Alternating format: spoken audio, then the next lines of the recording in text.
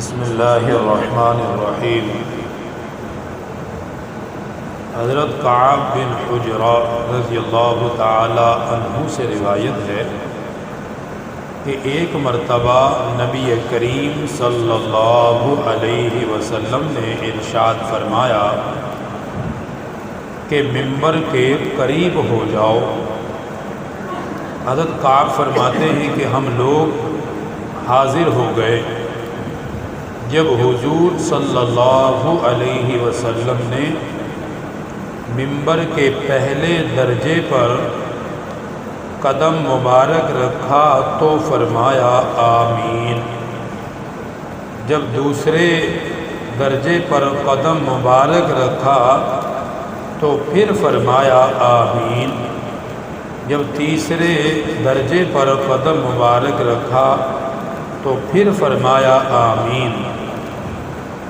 جب آپ صلی اللہ علیہ وسلم خطبہ سے فارغ ہو کر نیچے تشریف لے آئے تو ہم نے عرض کیا کہ ہم نے آج آپ سے ممبر پر چڑھتے ہوئے ایسی بات سنی جو پہلے کبھی نہیں سنی تھی، یعنی آج آپ نے ممبر پر چڑھتے ہوئے 3 مرتبہ آمین کہا ہے۔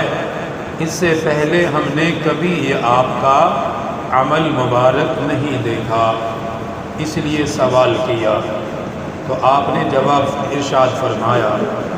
آپ صلی اللہ علیہ وسلم نے ارشاد فرمایا کہ اس وقت جبرائیل علیہ السلام میرے سامنے آئے تھے، یعنی جب میں ممبر پر چڑھنے لگا تو میرے سامنے جبرائیل علیہ السلام آئے تھے۔ جب میں نے پہلے درجے پر قدم رکھا تو انہوں نے کہا ہلاک ہو جائے وہ شخص جس نے رمضان کا مبارک مہینہ پایا، وہ پھر بھی اپنی مغفرت نہ کروا سکا تو وہ بندہ ہلاک ہو جائے۔ آپ صلی اللہ علیہ وسلم نے فرمایا ان کی اس بد دعا پر میں نے آمین کہا۔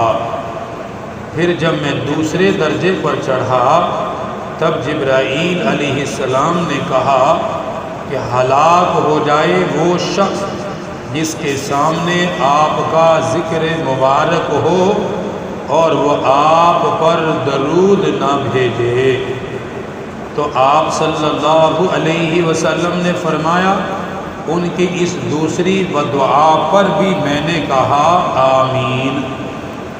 جب میں تیسرے درجے پر چڑھا تو انہوں نے کہا، یعنی حضرت جبرائیل نے کہا ہلاک ہو جائے وہ شخص جس کے سامنے اس کے والدین یا ان میں سے کوئی ایک بڑھاپے کو پہنچ جائے اور وہ اپنے ماں باپ یا ان میں سے جو زندہ ہو اس کی خدمت کر کے جنت میں داخل نہ ہو جائے تو وہ بھی ہلاک ہو جائے۔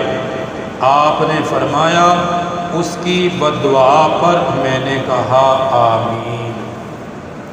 یہ 3 آپ کی آمین ہیں جو آپ صلی اللہ علیہ وسلم نے ممبر پر چڑھتے ہوئے کہی ہیں۔ پہلی بد دعا جبرائیل کی اس شخص کے لیے ہے جو رمضان المبارک کو تو پائے مگر اس میں عبادت کر کے روزہ رکھ کے اللہ پاک سے دعائیں مانگ کر اپنے لیے جنت کو حاصل نہ کر لے تو اس کے بارے میں بھی کہا کہ وہ ہلاک اور برباد ہو جائے۔ آپ صلی اللہ علیہ وسلم نے آمین کہی ہے۔ یہ بات یاد رکھو، بدعا کہنے والا سارے فرشتوں کا سردار ہے اور اس بدعا پر آمین کہنے والا سارے نبیوں کا سردار ہے، اس لیے اس کی قبولیت میں کوئی شک نہیں ہے۔ تو رمضان المبارک کی قدر کرنی چاہیے، اللہ پاک سے خوب مانگنا چاہیے۔ دوسرا، جو آپ کا ذکر سن کر آپ صلی اللہ علیہ وسلم پر درود نہ بھیجے اس کے لیے بھی ہلاکت اور تباہی کی بد دعا ہے اور آپ کی آمین ہے۔ اس لیے ایک مجلس میں جہاں سرکار دو عالم صلی اللہ علیہ وسلم کا ذکر مبارک ہو رہا ہو، ایک مرتبہ درود پڑھنا واجب ہے۔ ہر مرتبہ آپ صلی اللہ علیہ وسلم کے نام مبارک کے ساتھ درود پڑھنا باعث برکت اور خیر ہے، لیکن کم از کم ایک مرتبہ پڑھنا واجب ہے۔ اگر کسی نے سارے بیان کے درمیان ایک مرتبہ بھی آپ صلی اللہ علیہ وسلم پر درود نہ پڑھا تو اس کے لیے سخت وعید ہے۔ درود میں سب سے آسان جو ہم پڑھتے ہیں صلی اللہ علیہ وآلہ وسلم، اتنا کہا جائے صلی اللہ علیہ وسلم، لیکن بہتر ہے کہ درود میں آپ کی آل کو بھی ساتھ شامل کیا جائے۔ تیسرا فرمایا جس کے ماں باپ یا ان میں سے کوئی ایک بوڑھا ہو جائے اور اس کی خدمت کر کر کے اولاد جنت نہ کمائے تو وہ بھی ہلاک اور برباد ہو جائے۔ ایک صحابی نے سوال کیا تھا کہ حضور میرے ماں باپ کا مجھ پہ کیا حق ہے؟